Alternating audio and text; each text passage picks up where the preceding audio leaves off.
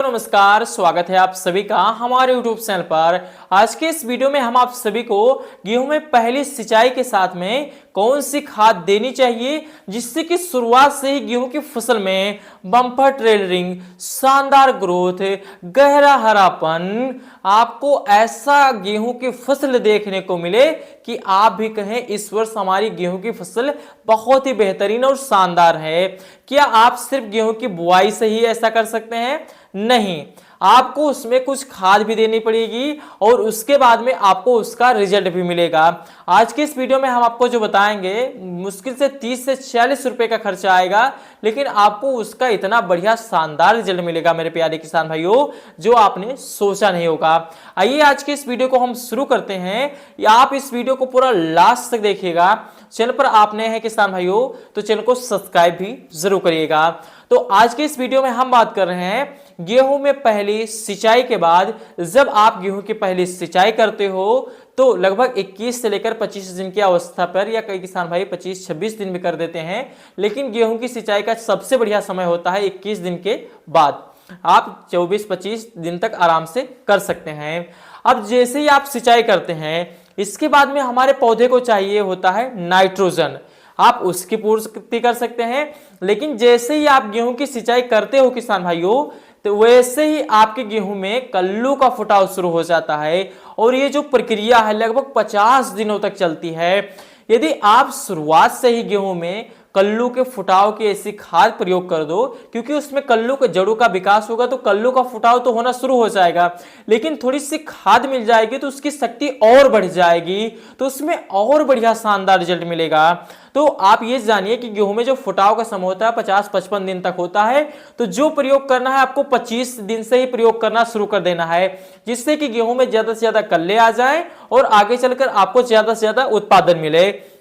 अब आइए हम बात करते हैं आपको गेहूं में सिंचाई के समय पर पहली क्या क्या डालना है। तो पहली सिंचाई के साथ में आपको तो सबसे पहले देना है यूरिया।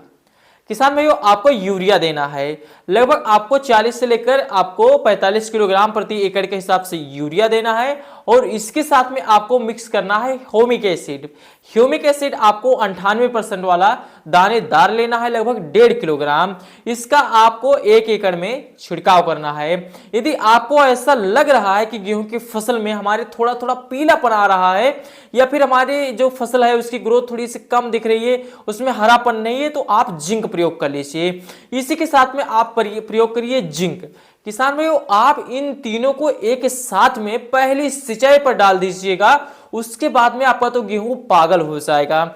उसमें इतना कल्लों का फुटाव होगा, इतना गहरा हरापन आएगा, इतनी तेज ग्रोथ होगी कि आप भी कहोगे वाह क्या गेहूं है और कितनी बढ़िया हमारी इस बार फसल है।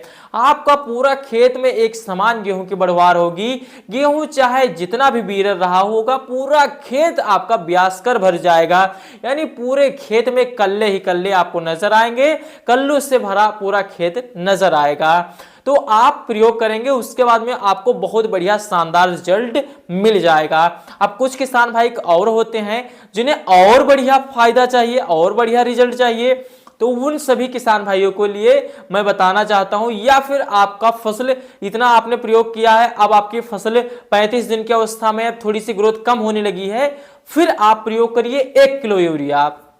और जिंक लेना है आपको 33% वाला 500 ग्राम, फेरस सल्फेट लेना है 19% वाला 500 ग्राम, और आपको इसी के साथ में लेना है चूने का पानी 500 ग्राम। चूने को लाइए और उसके आपको लगभग 500 ग्राम लाना है, और लगभग 1 लीटर पानी में रात भर रख देना है, उससे में वो फूल जाएगा। उसके बाद उस पानी का आपको प्रयोग करना है।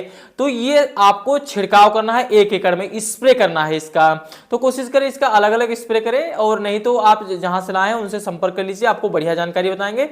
आप इसका स्प्रे करिए 1 एकड़ में, फिर आपको और इतना गजब का शानदार रिजल्ट देखने को मिलेगा किसान भाइयों। चूने का पानी आप प्रयोग करिए, चूना भी आपको इतना शानदार रिजल्ट देगा जितना आपने सोचा नहीं होगा।